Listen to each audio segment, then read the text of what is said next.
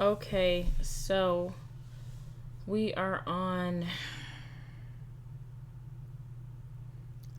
the book of 1 Samuel chapter 4, verse 12. So we will continue from there. A man of Benjamin ran from the battle line and came to Shiloh the same day, with his clothes torn and with dirt on his head. When he arrived, Eli was sitting on his seat by the road, watching, for his heart trembled for the ark of God.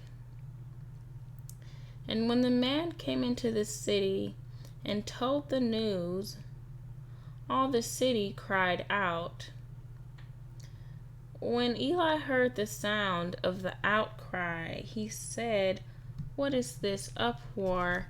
Then the man hurried and came and told Eli. Now Eli was 98 years old, and his eyes were set, so that he could not see. And the man said to Eli, "I am he who has come from the battle. I fled from the battle today." And he said, "How did it go, my son?"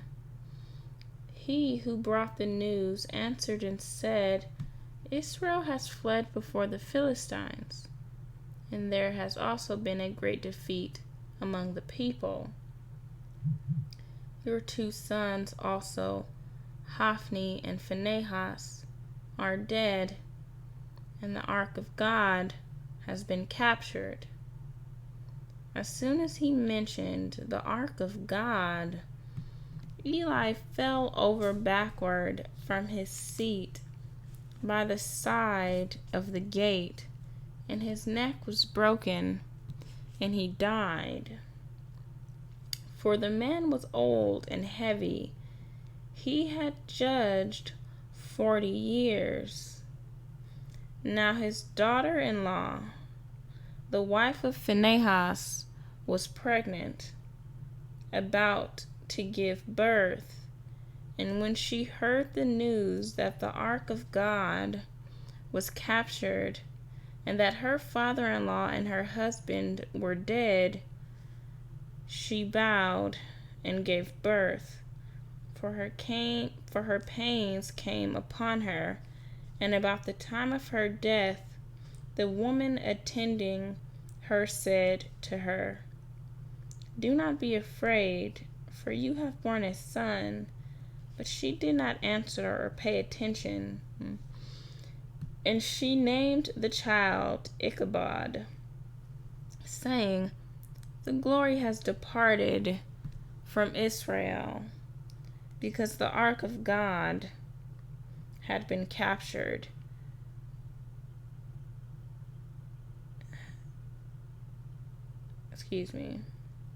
And because of her father-in-law and her husband. And she said, "The glory has departed from Israel, for the ark of God has been captured." The Philistines and the ark, chapter 5. When the Philistines captured the ark of God, they brought it from Ebenezer to Ashdod. Then the Philistines took the ark of God and brought it into the house of Dagon, and set it up beside Dagon. And when the people of Ashdod rose early the next day, behold, Dagon had fallen face downward on the ground before the ark of the Lord. So they took Dagon and put him back in his place. But when they rose early on the next morning, behold, Dagon had fallen face downward on the ground before the ark of the Lord, and the head of Dagon and both his hands were laying cut off on the threshold. Only the trunk of Dagon was left to him. This is why the priests of Dagon, and all who enter the house of Dagon do not tread on the threshold of Dagon in Ashdod to this day. The hand of the Lord was heavy against the people of Ashdod, and he terrified and afflicted them with tumors, both Ashdod and its territory. And when the men of Ashdod saw how things were, they said, "The ark of the God of Israel must not remain with us, for his hand is hard against us and against Dagon, our God." So they sent and gathered together all the lords of the Philistines and said, "What shall we do with the ark of the God of Israel?" They answered, "Let the ark of the God of Israel be brought around to Gath." So they brought the ark of the God of Israel there. But after they had brought it around, the hand of the Lord was against the city, causing a very great panic, and he afflicted the men of the city, both young and old, so that tumors broke out on them. So they sent the ark of God to Ekron. But as soon as the ark of God came to Ekron, the people of Ekron cried out, "They have brought around to us the ark of the God of Israel to kill us and our people." They sent therefore and gathered together all the lords of the Philistines and said, "Send away the ark of the God of Israel, and let it return to its own place, that it may not kill us and our people." For there was a deathly panic throughout the whole city. The hand of God was very heavy there. The men who did not die were struck with tumors, and the cry of the city went up to heaven.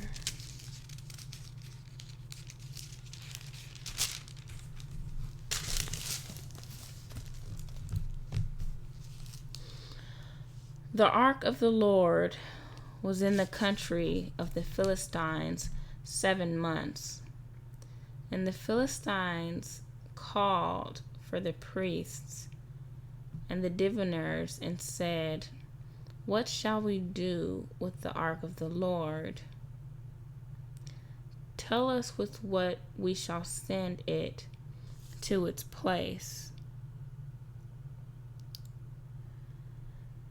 They said, if you send away the ark of God of Israel, do not send it empty, but by all means return him a guilt offering. Then you will be healed, and it will be known to you why his hand does not turn away from you. And they said, "What is the guilt offering that we shall return to him?" They answered, 5 golden tumors and 5 golden mice, according to the number of the lords of the Philistines, for the same plague was on all of you and on your lords. So you must make images of your tumors and images of your mice that ravish the land, and give glory to the God of Israel. Perhaps he will lighten his hand from off you and your gods and your land. Why should you harden your hearts as the Egyptians and Pharaoh hardened their hearts after he had dealt severely with them? Did they not send the people away, and they departed? Now then, take and prepare a new cart and 2 milk cows, on which there has never come a yoke, and yoke the cows to the cart, but take their calves home away from them. And take the ark of the Lord, and place it on the cart, and put in a box at its side the figures of gold, which you are returning to him as a guilt offering. Then send it off and let it go its way, and watch. If it goes up on the way to its own land, to Beth Shemesh, then it is he who has done us this great harm. But if not, then we shall know that it is not his hand that struck us. It happened to us by coincidence. The men did so, and took 2 milk cows, and yoked them to the cart, and shut up their calves at home.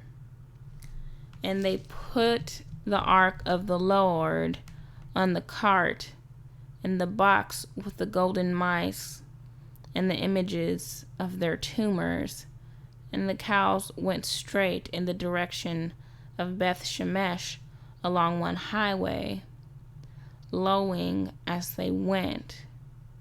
They turned neither to the right nor to the left, and the lord of the Philistines went after them, and the lords of the Philistines went after them as far as the border of Beth Shemesh. Now the people of Beth Shemesh were reaping their wheat harvest in the valley, and when they lifted up their eyes and saw the ark, they rejoiced to see it. The cart came into the field of Joshua of Beth Shemesh, and stopped there. A great stone was there, and they split up the wood of the cart, and offered the cows as a burnt offering to the Lord. And the Levites took down the ark of the Lord, and the box that was beside it, in which were the golden figures, and set them upon the great stone. And the men of Beth Shemesh offered burnt offerings and sacrificed sacrifices on that day to the Lord. And when the 5 lords of the Philistines saw it, they returned that day to Ekron. These are the golden tumors that the Philistines returned as a guilt offering to the Lord. 1 for Ashdod, 1 for Gaza, 1 for Ashkelon, 1 for Gath, 1 for Ekron, and the golden mice, according to the number of all the cities of the Philistines belonging to the 5 lords. Both fortified cities and unwalled villages, the great stone beside which they set down the ark of the Lord, is a witness to this day in the field of Joshua of Beth Shemesh. And he struck some of the men of Beth Shemesh, because they looked upon the ark of the Lord. He struck 70 men of them, and the people mourned because the Lord had struck the people with a great blow.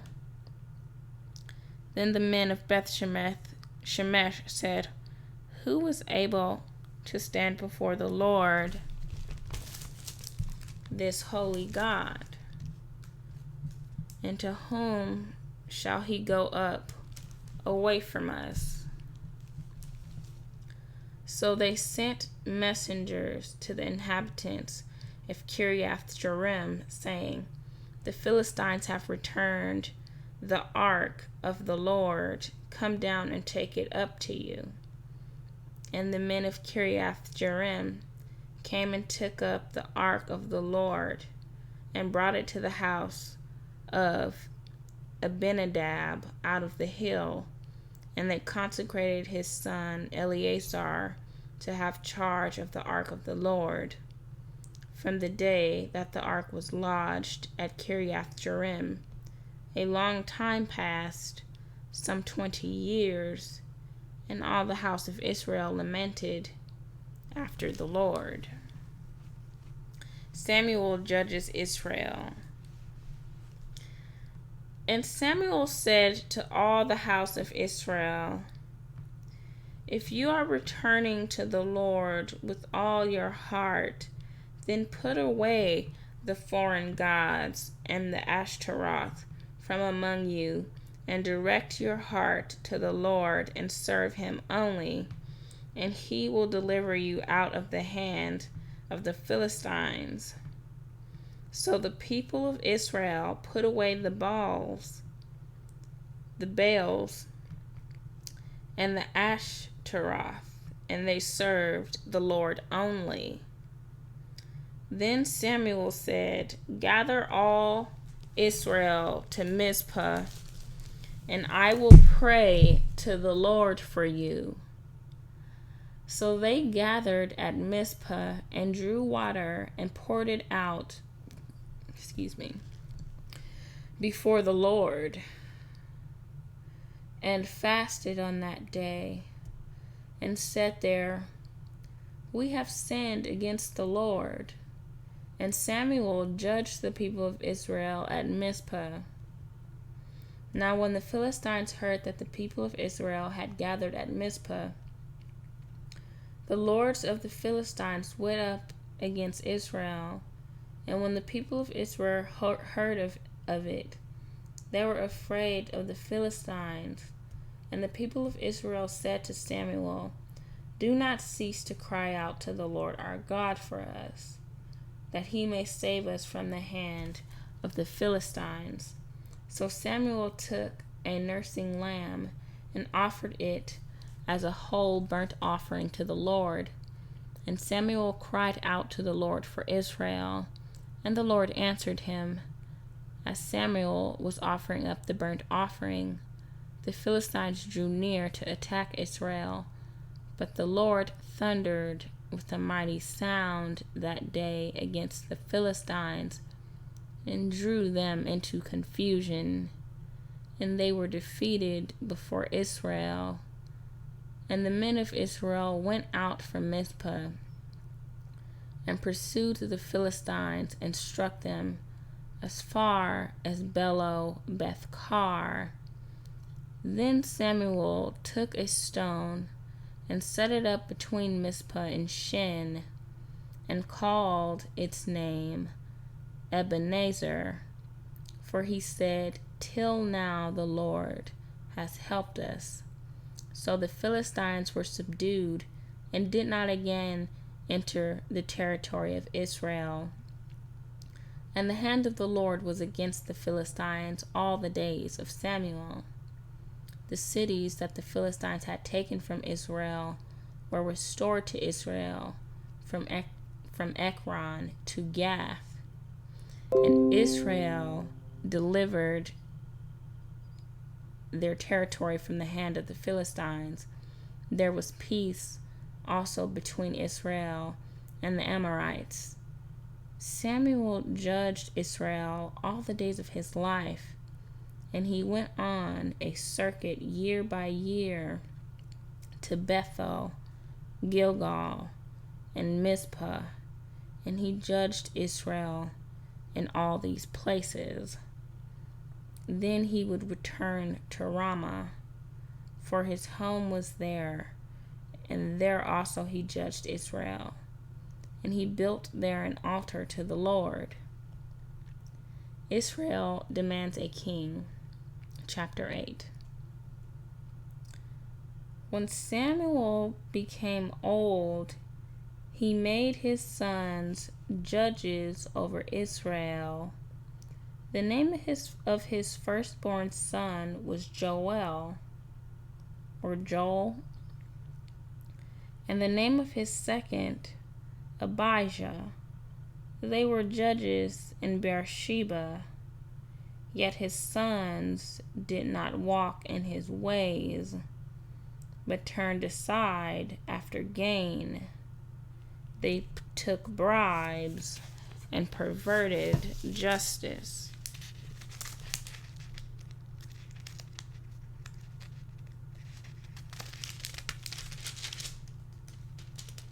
Then all the elders of Israel gathered together and came to Samuel at Ramah and said to him, Behold, you are old, and your sons do not walk in your ways.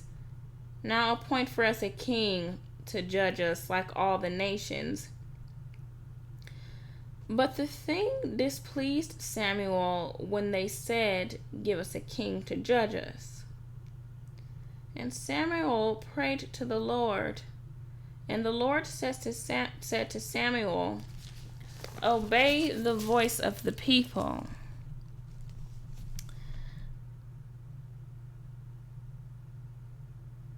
Sorry, excuse me. Lost my place while turning the page. Okay. In all that they say to you, for they have not rejected you, but they have rejected me from being king over them. According to all the deeds that they have done, from the day I brought them up out of Egypt, even to this day, forsaking me and serving other gods, so they are also doing to you. Now then, obey their voice. Only you shall solemnly warn them and show them the ways of the king who shall reign over them. Samuel's warning against kings. So Samuel told all the words of the Lord to the people who were asking for a king from him. He said, These will be the ways of the king who will reign over you. He will take your sons and appoint them to his chariots and to be his horsemen and to run before the chariots. And he will appoint for himself commanders of thousands and commanders of fifties, and some to plow his ground and to reap his harvest, and to make his implements of war and the equipment of his chariots. He will take your daughters to be perfumers and cooks and bakers. He will take the best of your fields and vineyards and olive orchards and give them to his servants. He will take the 10th of your grain and of your vineyards and give it to his officers and to his servants. He will take your male servants and female servants and the best of your young men and your donkeys and put them to his work. He will take the 10th of your flocks, and you shall be his slaves. And in that day you will cry out because of your king, whom you have chosen for yourselves. But the Lord will not answer you in that day. The Lord grants Israel's request, but the people refused to obey the voice of Samuel, and they said, No, but there shall be a king over us, that we also may be like all the nations, and that our king may judge us and go out before us and fight our battles. And when Israel had heard all the words of the people, he repeated them in the ears of the people. And the Lord said to Samuel, Obey their voice and make them a king. Samuel then said to the men of Israel, Go every man to his city. Saul chosen to be king. Chapter 9. There was a man of Benjamin whose name was Kish, the son of Abiel, son of Zeror, son of Bechorath, son of Aphiah, a Benjamite, a man of wealth. And he had a son whose name was Saul, a handsome young man. There was not a man among the people of Israel more handsome than he. From his shoulders upward, he was taller than any of the people. Now the donkeys of Kish, Saul's father, were lost. So Kish said to Saul, his son, "Take one of the young men with you and arise, go and look for the donkeys." And he passed through the hill country of Ephraim and passed through the land of Shalisha, but they did not find them, and they passed through the land of Shalim, but they were not there. Then they passed through the land of Benjamin, but did not find them. When they came to the land of Suph, Saul said to his servant, who was with him, "Come, let us go back, lest my father cease to care about the donkeys and become anxious about us." But he said to him, "Behold, there is a man of God in this city, and he is a man who is held in honor. All that he says comes true. So now let us go there. Perhaps he can tell us the way we should go." Then Saul said to his servant, "But if we go, what can we bring the man? For the bread in our sacks is gone, and there is no present to bring the man of God. What do we have?" The servant answered Saul again, "Here, I have with me a quarter of a shekel of silver, and I will give it to the man of God to tell us our way." Formerly in Israel, when a man went to inquire of God, he said, "Come, let us go to the seer." For today's prophet was formerly called a seer. And Saul said to his servant, "Well said, come, let us go." So they went to the city where the man of God was. As they went up the hill to the city, they met young women coming out to draw water, and said to them, "Is the seer here?" They answered, "He is. Behold, he is just ahead of you. Hurry. He has come just now to the city, because the people have a sacrifice today on the high place. As soon as you enter the city, you will find him before he goes up to the high place to eat.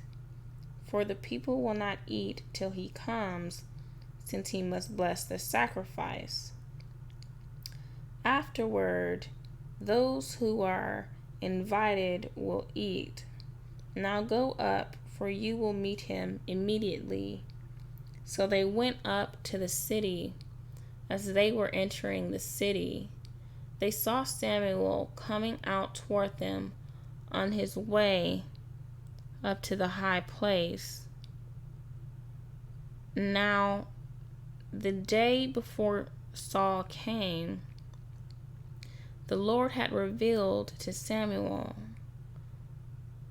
"Tomorrow, about this time, I will send to you a man from the land of Benjamin, and you shall anoint him to be prince over my people. He shall save my people from the hand of the Philistines. For I have seen my people, because their cry has come to me." When Samuel saw Saul, the Lord told him, "Here is the man of whom I spoke to you. He it is who shall restrain my people." Then Saul approached Samuel in the gate and said, "Tell me, where is the house of the seer?" Samuel answered Saul, I am the seer. Go up before me to the high place, for today you shall eat with me, and in the morning I will let you go, and will tell you all that is on your mind. Oh, and yeah, we are at the 30-minute mark, so we'll stop there. And just so that you know, we will begin the next episode on First Samuel chapter 9, chapter 9, verse 20. All right. So let me stop the video.